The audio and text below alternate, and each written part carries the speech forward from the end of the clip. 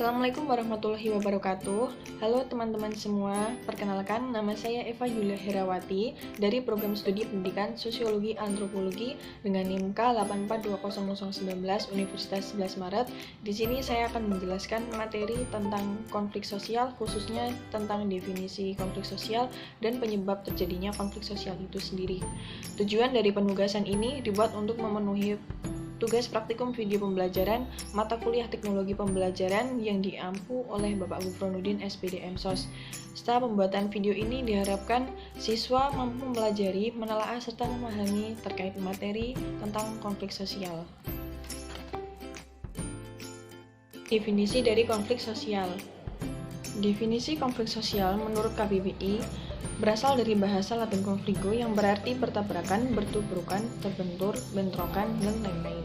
Sedangkan menurut Sudiono Sukanto, konflik sosial itu sendiri merupakan suatu proses sosial di mana individu atau kelompok berusaha untuk memenuhi tujuannya dengan jalan menentang pihak lawan dengan disertai ancaman dan kekerasan. Kemudian yang kedua tentang penyebab terjadinya konflik sosial. Sosiolog berpendapat bahwa akar dari timbulnya konflik sosial yaitu adanya hubungan sosial, ekonomi, politik yang akarnya adalah perebutan atas sumber-sumber kepemilikan, status sosial, dan kekuasaan yang jumlah ketersediaannya sangat terbatas dengan pembagian yang tidak merata di masyarakat. Ketidakmerataan pembagian aset sosial dalam masyarakat dianggap sebagai bentuk ketimpangan yang menimbulkan pihak-pihak tertentu untuk mendapatkannya. Pada dasarnya, penyebab konflik sosial dibagi menjadi dua, yaitu yang pertama, kemajemukan horizontal, artinya struktur masyarakat yang majemuk secara kultural seperti suku bangsa, agama, ras, dan majemuk sosial dalam arti perbedaan profesi seperti petani, pedagang, pengusaha, militer, dan lain-lain. Kemajemukan horizontal kultural menimbulkan konflik yang masing-masing unsur kultural ingin mempertahankan karakteristik budayanya. Jika belum ada kesepakatan yang menjadi pegangan bersama, konflik yang terjadi dapat menimbulkan perang antar saudara.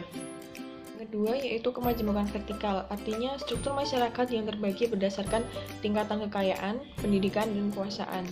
Dapat menimbulkan konflik sosial karena ada sekelompok masyarakat yang memiliki kekayaan, pendidikan yang mapan, kekuasaan, dan kewenangan yang besar, sementara sebagian besar tidak atau kurang memiliki kekayaan, pendidikan rendah, dan tidak memiliki kekuasaan dan kewenangan. Pembagian masyarakat seperti ini merupakan benih subur bagi timbulnya konflik sosial.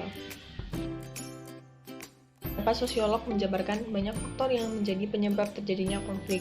Di antaranya, yang pertama yaitu perbedaan pendirian dan keyakinan orang perorangan telah menyebabkan konflik antar individu. Masing-masing pihak pun berusaha membinasakan lawannya.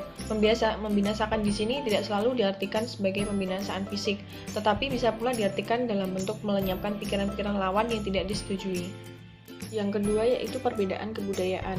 Perbedaan kebudayaan akan menimbulkan pola-pola kepribadian dan perilaku yang berbeda pula di kalangan khalayak kelompok yang luas. Selain itu, perbedaan kebudayaan akan mengakibatkan adanya sikap etnosentrisme. Yang ketiga, perbedaan kepentingan. Mengejar tujuan kepentingan masing-masing yang berbeda-beda, kelompok-kelompok akan bersaing dan berkonflik untuk memperebutkan kesempatan dan sarana.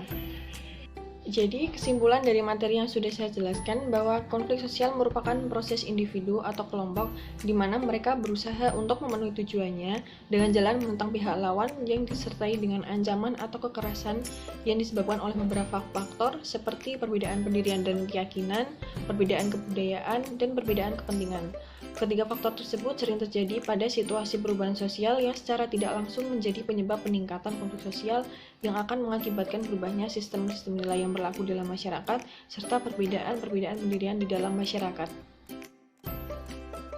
Demikian materi yang bisa saya jelaskan. Apabila terdapat kesalahan dalam menjelaskan, mohon maaf. Terima kasih. Wassalamualaikum warahmatullahi wabarakatuh.